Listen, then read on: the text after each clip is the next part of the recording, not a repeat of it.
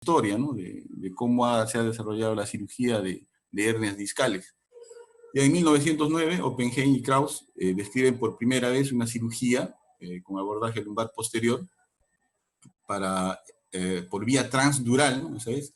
Para extraer una hernia de disco, pero ellos entendieron un poco mal el concepto y confundieron con condroma. Ya en el año 1934, Mister y Barr describieron, ¿no?, la relación causa-efecto entre una hernia de disco y la ciática. Es así que Barr actualmente es reconocido como si fuera el padre de la disectomía abierta estándar, así como Yasser Hip de la microdisectomía y Cambin, por ejemplo, el padre de la endoscopía.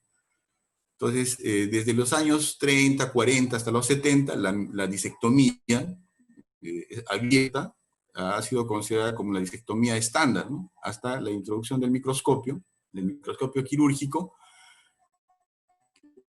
que como beneficios tenían, pues, ¿no? Se hacía una incisión menor porque se mejora la visualización del campo operatorio. Y actualmente la microdisectomía se considera como el gold estándar en cirugías de hernias de disco.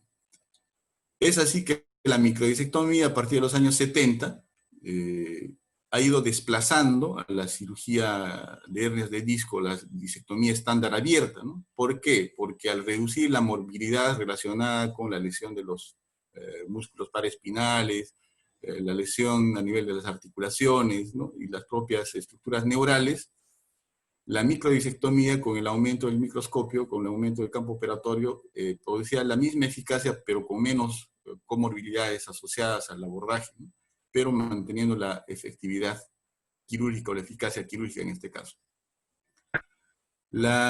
Actualmente, como les decía, la microdisectomía es el estándar de oro. Gracias, Rolando. Vamos a continuar, vamos a ver dónde estábamos. Bueno, estábamos en esta diapositiva. Como les comentaba, bueno, los beneficios, actualmente la microdisectomía estándar se hace con microscopio o se puede hacer con telelupas. Ambas son las modalidades más utilizadas en la actualidad. En el año 1973, como les decía, Cambin y Hikata lo que introdujeron fue la nucleotomía percutánea por un enfoque posterolateral con unas agujas. Y ya en el 98 se hicieron las primeras vistas del núcleo pulposo a través de un artroscopio. En 1990, Cambin introdujo el concepto del triángulo de seguridad de Cambin, que es un corredor funcional por donde ya a partir de esa fecha la endoscopía desplazó a la nucleotomía percutánea, porque este corredor anatómico funcional era más grande, ¿no? Por donde podían introducirse instrumentos de diámetro mayor, y a partir de ahí ha revolucionado la endoscopía. En el año 97, Foley y Smith son los que por primera vez introdujeron el sistema de retractores tubulares, ¿no?, con trócares y retractores tubulares, y a través de este introdujeron el endoscopio, denominándose microendoscopía, o sea, disectomía microendoscópica. A partir del año 99 ya se desarrollaron todos los demás instrumentos de segunda generación de la endoscopía, ¿no?, que permitieron ya extraer fragmentos migrados, liberar la estenosis, liberar el receso lateral, ¿no?, que ya es historia de otra charla. La endoscopía es otro mundo. En el 2002, Greiner es el que introdujo por primera vez el concepto de microdisectomía tubular, que era lo mismo, ¿no?, que se hizo con Foley, un sistema de retracción tubular, pero a esto se le ha agregado el microscopio. La ventaja del microscopio es que da una imagen tridimensional en comparación con la bidimensionalidad de la endoscopía. Entonces, la microdisectomía tubular ha ido ganando cada vez más campo por las incisiones cada vez menores, y ha desarrollado, paralelo al desarrollo de las imágenes, en este caso, mejores equipos endoscópicos, microscópicos, ¿no? El sistema de microdisectomía tubular consiste en un sistema de retractores tubulares con unos dilatadores, ¿no?, asociados al microscopio, ofrecen mayor ventaja para la extracción de fragmentos de hernia. En este caso, esta es una foto de una cirugía que hicimos en el Hospital Loaiza, donde se ve claramente que a través de los diámetros, diversos diámetros del retractor tubular en este caso, podemos introducir varios instrumentos, ¿no? Digamos, las bondades es que el cirujano puede tener las dos manos libres, ¿no? Y no así en la endoscopía inicialmente, donde con una mano tenía que sostener el trocar y solo con la otra mano tenía que operarse. En la disectomía tubular, como ven acá, las dos manos del cirujano están libres y un ayudante, en este caso el doctor Juan Barreto, que nos ayudó esa vez, está separando la raíz con un instrumento, con un separador de raíz, con la mano izquierda lo que hago es, con la succión, digamos, aspirar un poco de sangre y retraer también el saco dural, y con la mano derecha la extracción de la hernia. Esas son, digamos, las bondades de esta técnica. Las técnicas MIS en los últimos 20 años han ido ganando mucho campo debido a los beneficios que tienen, ¿no? Se sabe, o son bien descritas en la literatura, que las cirugías MIS en comparación a las cirugías convencionales producen menos daño de los tejidos, menor sangrado, menor dolor de espalda en el postoperatorio, las hospitalizaciones son más cortas, los costos perioperatorios son más bajos, menor tiempo de rehabilitación y reincorporación más temprana a las actividades diarias y laborales, ¿no? Es así que la disectomía tubular, ya entrando a la disectomía, digamos, se posicionó actualmente en la cirugía de hernias de disco por tener resultados similares, ¿no?, al enfoque de la microdisectomía estándar, pero minimizando las lesiones iatrogénicas. Y el objetivo era mantener la eficacia quirúrgica. Actualmente existen estudios con un nivel de evidencia 1 que apoyan que la cirugía tubular, la microdisectomía tubular, tiene resultados equivalentes a la microdisectomía convencional. ¿Cuáles son las indicaciones para una cirugía, para una disectomía bajo esa técnica? Las indicaciones son las mismas que para una disectomía convencional. Por ejemplo, ¿no?, hernias de disco con un nivel único, con evidencia de una compresión de raíz, que tienen síntomas radiculares residuales o incesantes, o refractarios, ¿no?, al tratamiento conservador. Aquellos pacientes que están con tratamiento conservador entre 6 y 12 semanas y no mejoran, esos son los candidatos a la cirugía. Que predomine el dolor radicular, ¿no?, porque digamos, que si predomina el dolor radicular ante el lumbar, se sabe que, digamos, lo que va mejor es el alivio del dolor radicular y no tanto así el dolor lumbar. Las otras indicaciones son, por ejemplo, un síndrome de cola de caballo, los déficits motores progresivos o nuevos, como el caso que les voy a presentar adelante. En cuanto a las contraindicaciones, no existen contraindicaciones absolutas. Podríamos decir que existen contraindicaciones relativas como la obesidad, ¿no? Y depende, por ejemplo, en la obesidad depende de la expertise del cirujano y depende de la longitud de los retractores tubulares, ¿no? Generalmente los sistemas traen hasta 10 centímetros de longitud, entonces habría que medir la longitud, por ejemplo, en la obesidad, desde la piel hasta la columna, ¿no?, en la resonancia, en un estudio por resonancia. Las disectomías de revisión constituyen un reto, pero nada diferente a las otras técnicas, porque incluso con las técnicas de tubulares se supone que hay menos daño de los músculos y por lo tanto el abordaje o la reintervención va a ser más fácil. Ahora, en cuanto a las complicaciones, no hay diferencia entre una u otra técnica, pues, en las reoperaciones. Como ya habíamos dicho anteriormente, las ventajas son disminución de dolencias postoperatorias, movilización postoperatoria más rápida, disminución de la estancia hospitalaria, disminución del uso de medicamentos analgésicos, disminución de la pérdida de sangre y el retorno más temprano a las actividades laborales, ¿no?, fundamentalmente. En cuanto a las desventajas, la curva de aprendizaje se dice que es un proceso empinado, que al inicio los tiempos operatorios son más largos y las tasas de complicaciones serían potencialmente mayores. Nosotros nos hemos formado haciendo cirugía abierta, ¿no?, disectomía abierta, bajo visión directa. Y posteriormente hemos ido aprendiendo las técnicas de disectomía con el microscopio. Y el hecho de entrenarnos poco a poco en la disectomía tubular no ha sido nada difícil porque es lo mismo, es más de lo mismo. Incluso yo diría que al utilizar los retractores tubulares me siento más cómodo porque no estoy peleando, ¿no? con toda la musculatura paraespinal, no estoy peleando con los separadores o con la persona que hace la separación. Una vez colocado el retractor tubular, tengo todo el campo operatorio para mí y puedo sin ningún problema introducir todos los instrumentos necesarios para una disectomía. Les voy a presentar un caso, ¿no? Que les había dicho. Se trata de una paciente, mujer de 49 años, una colega, una doctora que por recomendación de otros colegas tuvimos la oportunidad de verlo en el Hospital Loaiza. La paciente tiene tiempo de enfermedad de aproximadamente 1 año, pero en los últimos 3 meses la sintomatología se exacerbó después de un esfuerzo inusual. El cuadro clínico se caracterizaba por dolor en el glúteo derecho, dolor intenso 8/10 en escala analógica visual, con dolor en el miembro inferior derecho, y lo que le caracterizaba a la paciente era la pérdida progresiva de fuerza en el miembro inferior derecho, y refería también alteraciones sensitivas. Se le hizo un examen clínico, ¿no? Este video corto, preoperatorio de la paciente, elaborado por el doctor Hans. Básicamente es un video, ¿no? Que le hago generalmente a los pacientes que me interesan los casos para tenerlos y compararlos en el postoperatorio. Ahora, flexione y extienda.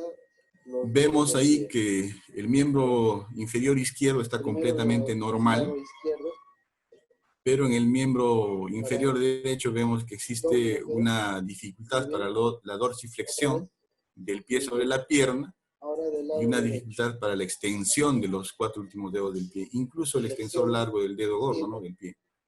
Y como vemos acá en los siguientes 2 videos, en la marcha en punta de pies, la paciente tiene dificultad para la extensión del pie derecho, camina con dificultad.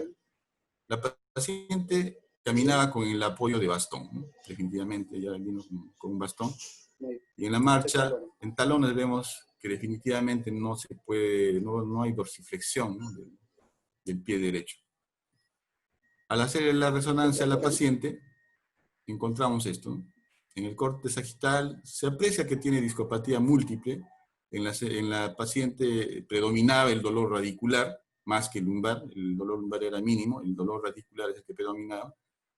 Y claramente se ve que existe afectación de los miotomas relacionados con las raíces nerviosas de L5 y S1. Y esta resonancia en corte axial nos muestra pues, que efectivamente hay una hernia que compromete todo el receso del lado derecho en el espacio L5-S1 y la forámina, ¿no? El espacio foraminal en L5-S1, la salida de la raíz L5 del lado derecho. Es por eso que la paciente presentaba esa sintomatología. Entonces, estudiamos bien el caso y decidimos hacerle cirugía tubular a la paciente.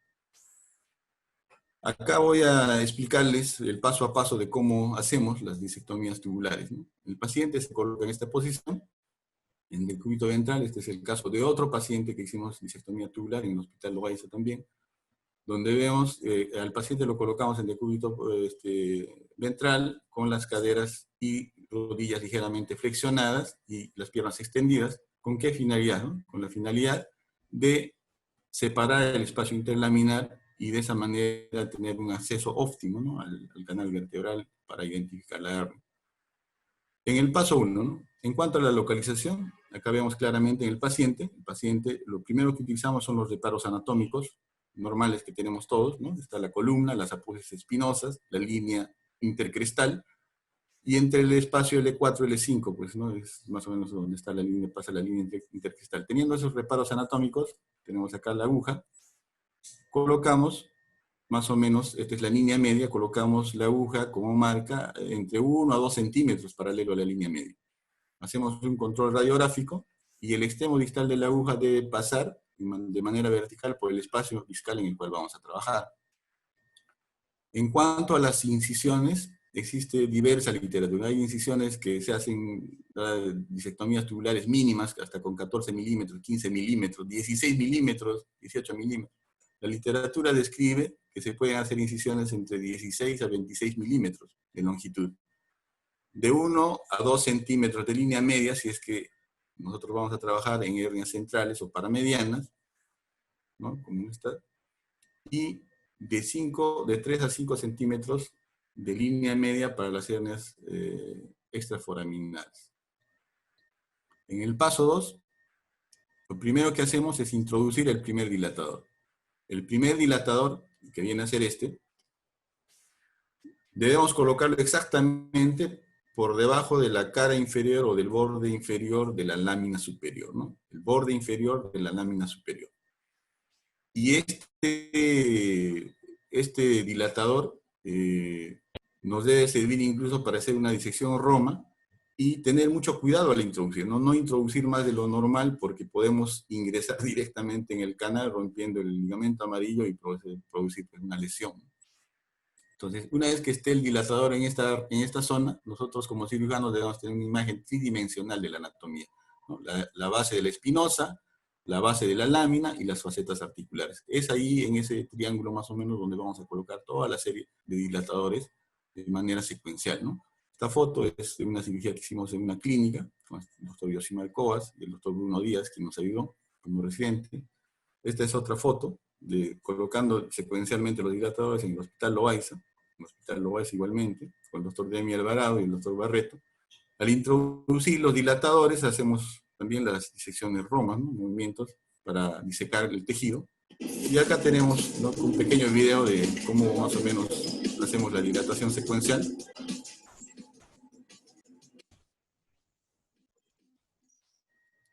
Posteriormente, cuando ya tenemos todos los dilatadores en su lugar, bueno, no se recomienda hacer radiografía, pero esta vez lo hicimos para ver más o menos, ¿no?, y hacerlo de manera más didáctica.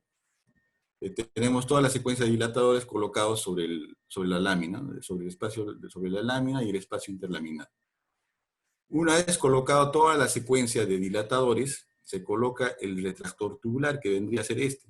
Este es el retractor tubular, con su manguito, y la medida del retractor tubular, el diámetro lo tenemos por cada trocar, y la longitud se mide por cada rayita que tiene el retractor, ¿no? Como les decía, normalmente nosotros hemos utilizado entre 50 y 60 centímetros de longitud. Una vez el retractor tubular está colocado en su posición, se hace un control, ¿no?, que nos indica que está en el espacio, en este caso L4, L5, por ejemplo, en otro paciente, para poder trabajar sobre ese espacio discal.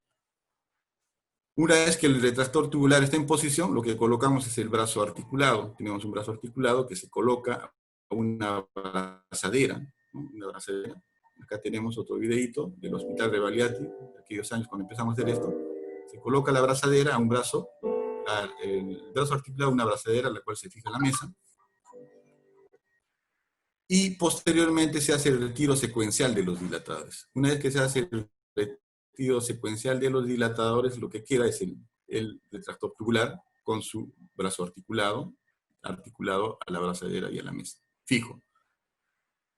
Nos da un tiempo para poder revisar, ¿no?, la posición, hacemos rayos X de control. Si vemos que está mal posicionado, como en este caso está un poco lateral, ¿no?, reacomodamos para dejarlo en una posición adecuada. La posición adecuada sería esta, con el extremo distal medial, ¿no? Como vemos acá está el espacio discal, estamos en el lugar perfecto para hacer la disectomía, ¿no? Como vemos en este gráfico, la imagen, el retractor tubular dirigido hacia medial, hacia la vista del operador.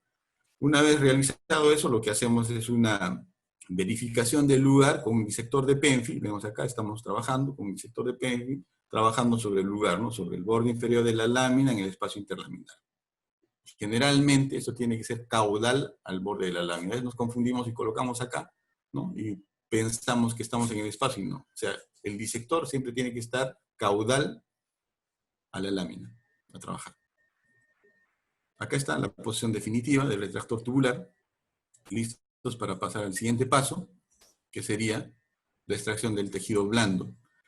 Acá ya podemos utilizar el microscopio. Como les decía anteriormente, en la disectomía tubular se puede utilizar el microscopio o el endoscopio. Alguna vez intentamos colocar en el Hospital Rebagliati, tenemos ahí un endoscopio, pero por situaciones técnicas no pudimos avanzar. Como ven, se ve una imagen bidimensional nada más, y terminamos con la disectomía tubular microscópica nada más. Acá tenemos otra con microscopio en la clínica, otra en el Hospital Loaiza con el doctor Barreto y el doctor Demi Alvarado, otra en el Hospital Loaiza con la doctora Michelle Cabrera y el doctor Hans, que son residentes. Acá está la abrazadera articulada, la abrazadera y el retractor articular. Una vez que llegamos, procedemos a hacer con el microscopio a la extracción del tejido blando, ¿no? Es decir, lo que queda acá, ¿no? Queda el multífidus generalmente, el plano muscular.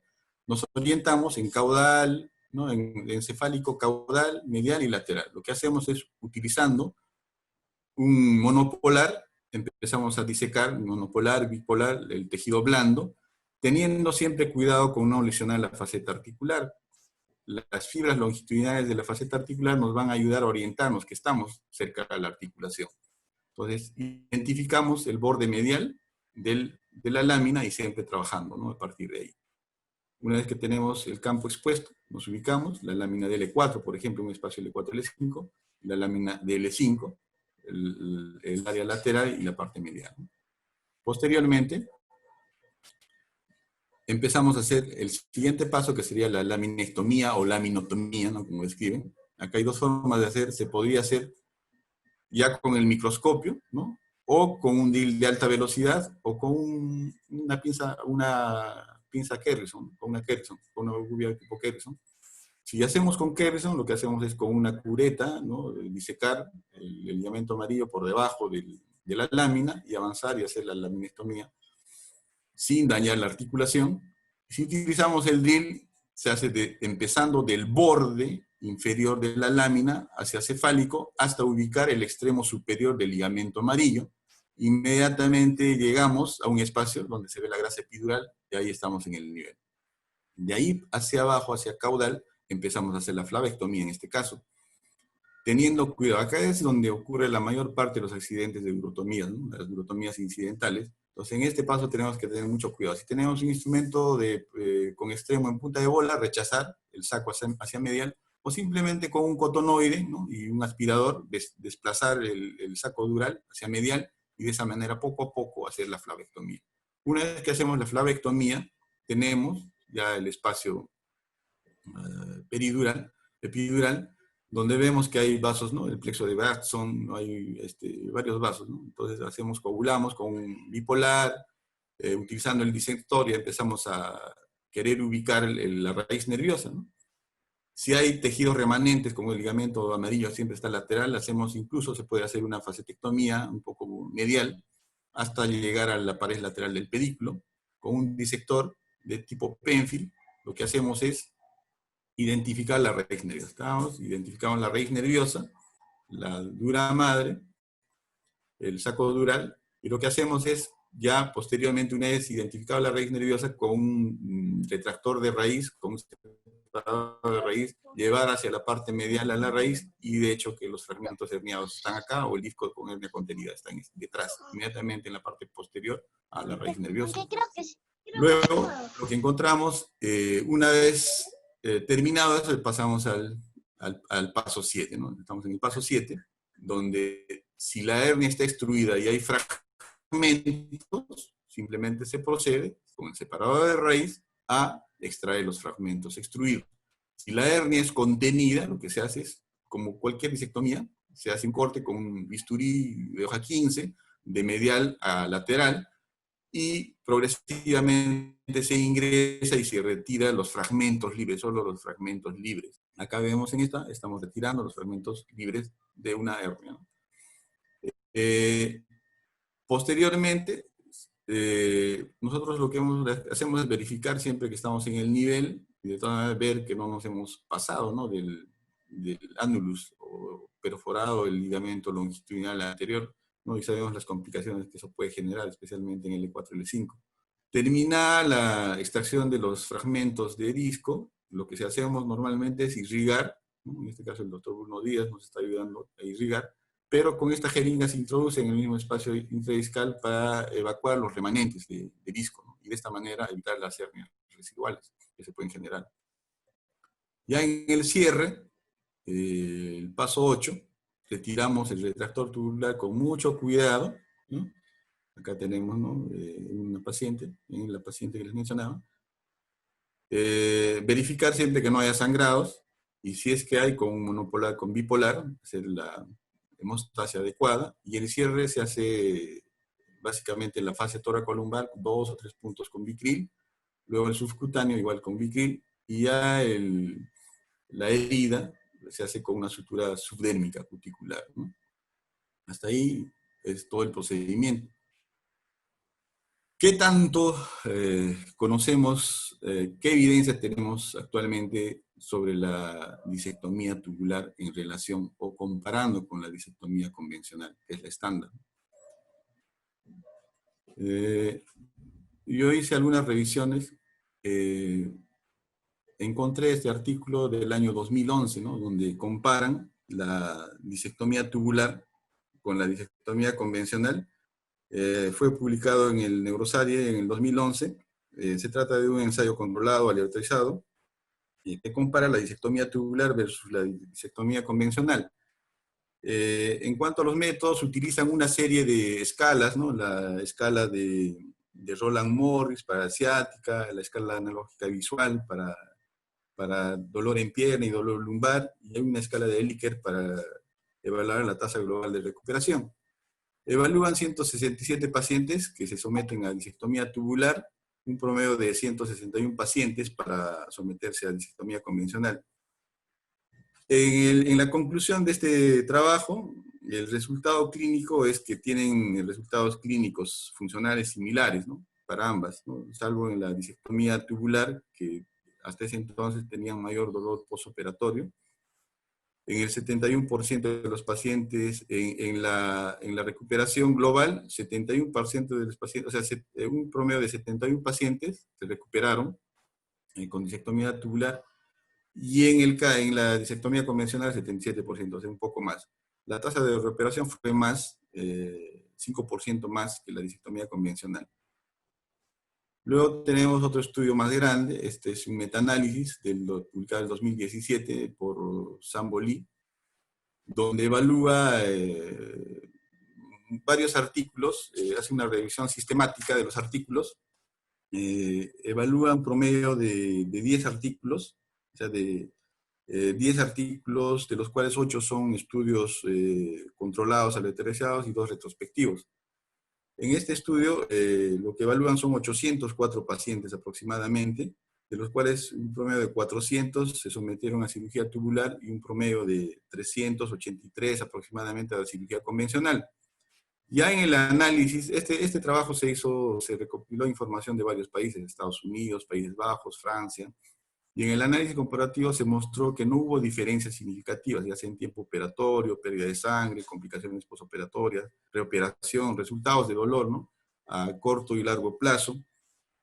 Y concluyen que tanto la microdisectomía tubular como la disectomía convencional son procedimientos seguros y efectivos. Luego este trabajo en el Journal se publicó en el año 2017 igual, evaluando básicamente la microdisectomía tubular en relación a la disectomía convencional con niveles de evidencia, ¿no? Y vemos que acá, por ejemplo, existen niveles de evidencia. Uno, por ejemplo, que las complicaciones son similares, la tasa de recurrencias de N recurrentes también son similares.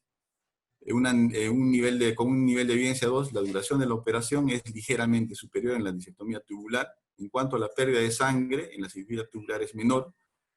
En cuanto a la recuperación global, con un nivel de evidencia, o sea, en cuanto al dolor, ¿no? A corto y a largo plazo es similar, con un nivel de evidencia 1. En cuanto a la utilización de analgésicos, en la cirugía tubular fue menor. Y la estancia hospitalaria, también algo menor en la cirugía tubular con un nivel de evidencia 3. Y este último trabajo, igual para comprobar la efectividad entre ambas, igual concluyen que ambas técnicas quirúrgicas son igualmente efectivas. Entonces, yo hago una conclusión, ¿no? Más o menos de esta manera. Como en el pasado, las nuevas técnicas, poco a poco las nuevas técnicas se fueron introduciendo, ¿no? Y las que se fueron introduciendo en el transcurrir del tiempo, aquellas con nivel de evidencia 1, han ido como reemplazando las técnicas anteriores. Como ejemplos tenemos por ejemplo, la microdisectomía estándar o microdisectomía convencional frente a la disectomía abierta, en la revisión Cochrane, muestra resultados equivalentes en cuanto al resultado clínico, uso de medicamentos para el dolor, hospitalización y complicaciones. ¿Y qué es lo que se utiliza actualmente? El estándar es la microdisectomía estándar frente a la disectomía abierta, ¿no? Igual, con un nivel de evidencia 1, se demuestra que la fusión lumbar instrumentada y no instrumentada respecto a mejoría clínica, complicaciones, estancia hospitalaria y tasas de fusión son prácticamente las mismas. ¿Y qué es lo que más se hace ahora? Es la fusión instrumentada. De la misma manera, la microdisectomía tubular frente a la microdisectomía convencional, como les mostré anteriormente, tiene resultados similares, ¿no? Resultados clínicos similares. Entonces, en el marco de todas estas equivalencias, los avances tecnológicos y las preferencias de los pacientes son los que poco a poco marcan los cambios en las modalidades de tratamiento y también las preferencias de los cirujanos. Acá tenemos el resultado de la paciente, el resultado, ¿no es cierto?, el examen preoperatorio que le hicimos. Y manténgales ahí, a ver, levante. A los 4 meses, este es el Muy resultado bien. posoperatorio. Ahora, flexione y extienda los Vemos dedos del pie. que la paciente Primero mejoró lado izquierdo. sustancialmente, ¿no? Ya puede flexionar Ahora, el pie sobre la pierna, puede extender los 4 últimos Otra dedos vez. del pie. Pero le Muy queda bien. algo de parecia en el Ahora del extensor lado derecho. largo del dedo gordo.